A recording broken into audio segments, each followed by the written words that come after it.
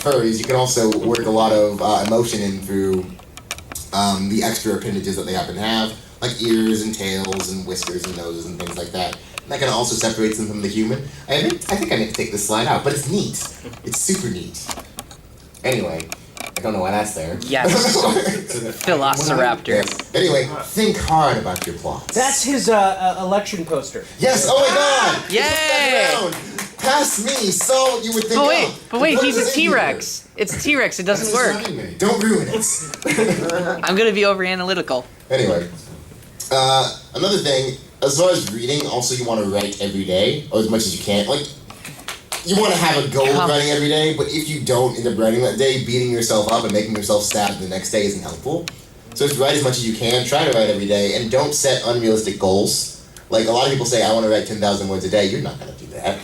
And one of the tools I use to figure out how much I can write a day is this thing called Write or Die.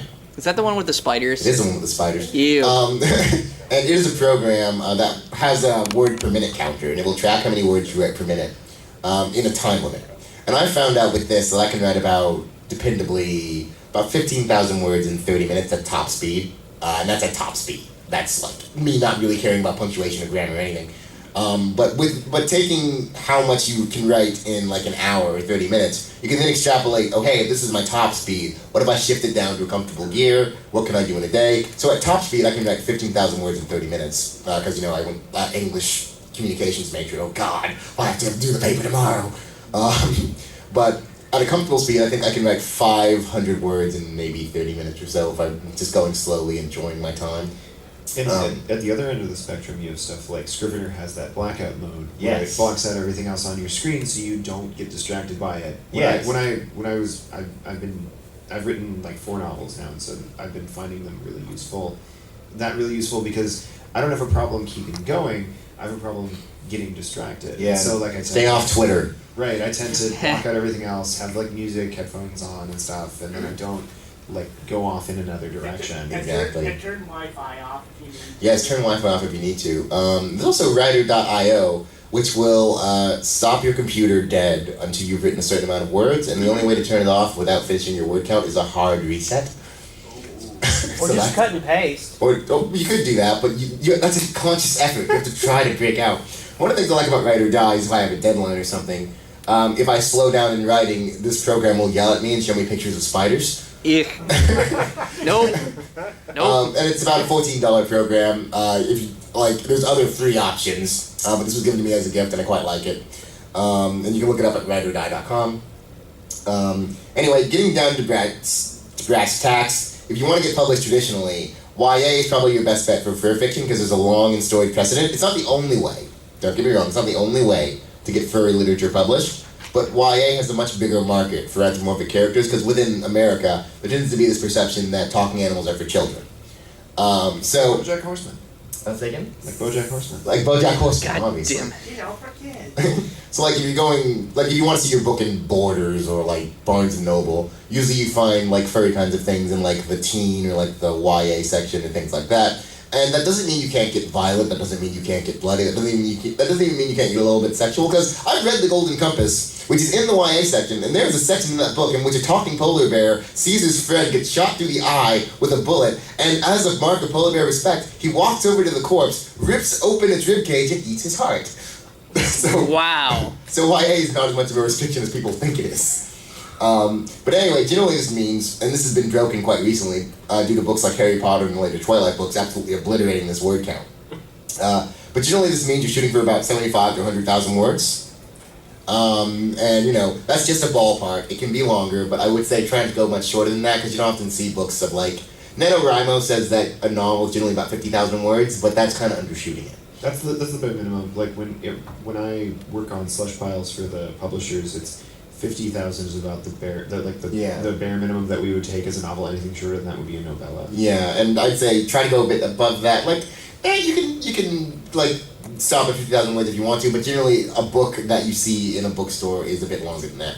Yes. I think fantasy and science fiction will also take talking Oh, yes. animals as Yeah. long as it's very serious. Like Khajiit are in Skyrim, and that's like a big giant thing. And like Alan Dean Foster has the book The Light Years Beneath My Feet, and I think the main character in that is a talking dog. The Kryn Wars. And there's lots of precedent for furries in that kind of space as well.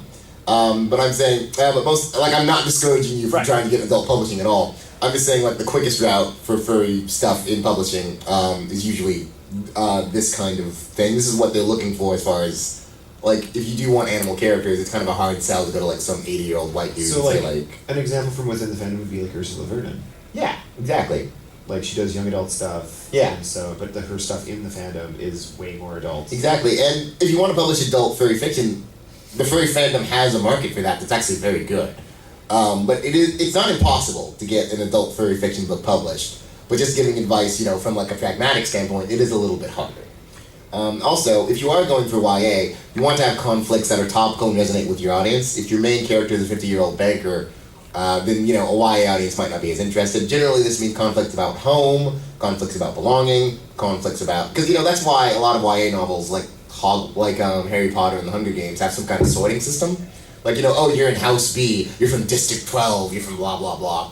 I think because a lot of younger readers tend to have problems with feeling like they fit in or belong, so having some kind of element like that tends to help with that kind of thing. And again, this is just the pragmatic, businessy advice. Like, as I said at the start of this panel, write what you enjoy, then try to get it published. But if your thing fits into here, yay. Also, maybe show it to some kids. Yeah, if you have some kids who will read your stuff, do it. But only if it's, you know, for YA. Don't show them your adult stuff.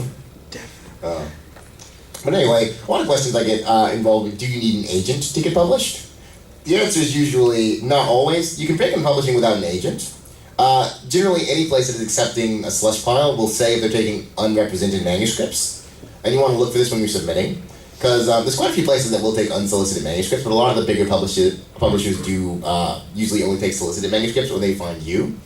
But one of the main ways to get yourself up into, you know, the annals of writing is to start with places that are looking for unsolicited manuscripts, get published a couple times. Like, I usually say a lot of people should start out with short stories, because a lot of authors tend to get things published in, like, again, Beyond Ceaseless Skies, Podcastle, Rocket. I love Podcastle. Yeah, Podcastle's great. I remember when it was Pseudopod and, like... Yes. Yeah, all of that. And, like, there's actually podcasts who will take unsolicited manuscripts and then read your story aloud to their readers. So, like, Podcastle and a lot of other ones like that. And you can do some Googling. But basically, if you're looking to submit a manuscript, look around and see if they're accepting unsolicited manuscripts, and that means that you won't need an agent. Yes? I was going to say, when I took my creative writing classes in college, one of the things that my teacher really emphasized as, like, a way to, like, if you're new to writing and kind of get, like, maybe little scraps of things, like little, like, things that might be linked to, like, a Twitter thread or something like that out there in anthologies, like chapbooks or something, like small published chapbooks. Yes. Seems that help get your name Yes. Social media is your best friend. If you can get yourself an audience, then you already have an audience to bring to the publisher, which is always very good. But yes. I wanted to say that if you want to go with the big five publishers, if you want your book to appear in a bookstore, you have to have an agent. Pretty much. That's not what Pretty I much. need, but... Well, again, that's the pragmatic advice. Unless you, like, have a good social media presence or you, like, have an audience already, generally it's kind of hard to get into the big five without an agent. But it's not impossible, but from a pragmatic standpoint, it can be a little bit hard. But you have some experience there? Yeah, I absolutely would recommend you never get an agent. Unless you reach a point where your contracts are so complicated that you can't do without one, or if you are at the point where you are already published by smaller things and you, like, are sustaining yourself on writing. Otherwise, you won't be attracted to an agent because they won't make any money off of you. Exactly. Also, an agent is going to pick up somebody who doesn't. Yes. Also, there's glamour publishing, which can be a very kind of predatory sort of industry. They'll say, "Oh, we'll publish your book," and what they'll do is they'll send you a box of like 5 of them, and that's about all they'll do for you. And there's also a lot of predatory agents who will say, "Oh, I'll represent you. Just give me like $5,000 and I'll get you blah blah blah." And then you never hear from them again. So if you are looking for an agent, make sure that they're on the up and up. And I have something about that. There's SFF.com, which has a directory of agents if you are looking for one. But again, as you said, I wouldn't start out with an agent. I would start out with like short stories and like getting published at smaller things, and then as you grow, maybe an agent is something you will grow into. But if you are interested in looking it up, I'm just giving you resources. There's this website. there's a directory of things, writers' guidelines, and all that kind of things, and there's other resources as well.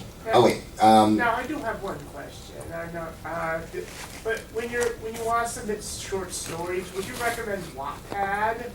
Wattpad is like a fan fiction site, yeah.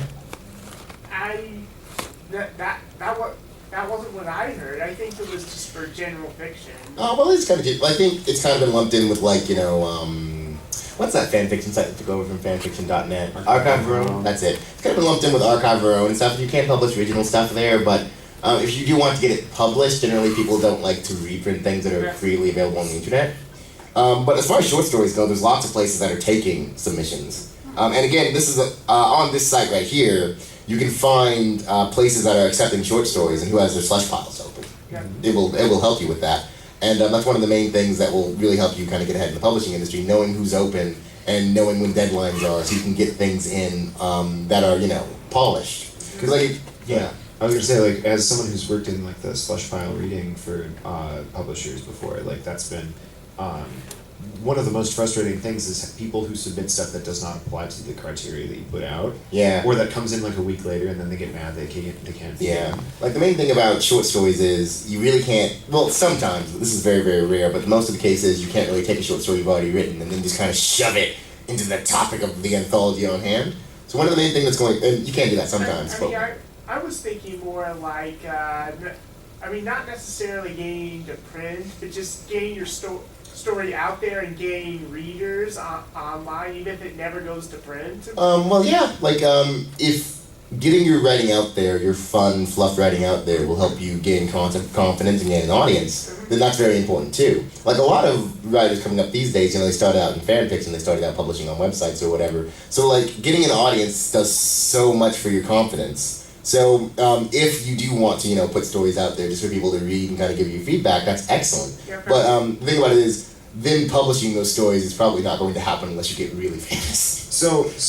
When I work for So Wolf and Fur Planet, how we handle it is that they are like, we will take something if you have like polished it up and it is to the level of quality. Like we don't count being on a website as the same as being previously sold to somewhere else. I'm not as sure how that works outside of furry publishing. Well, generally it's kind of frowned upon with bigger publishers because if they're selling it, then if this is available for free, why would people then want to buy it? Right, it have to be substantively different. Yeah, like it has to be a substantively different thing, and it does happen when pre-published stories that were available for free do get printed, but that's usually if they gain some kind of